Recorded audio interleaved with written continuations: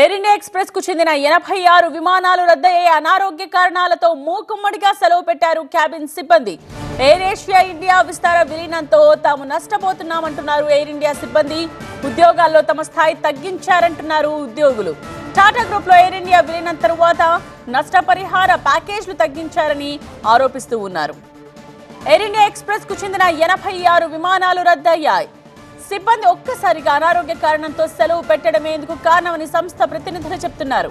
సంస్థలో కొన్ని విధానాలపై నిరసన వ్యక్తం చేస్తూ దాదాపు 300 మంది మూకుమ్మడిగా సెలవు పెట్టినట్టుగా తెలుస్తోంది.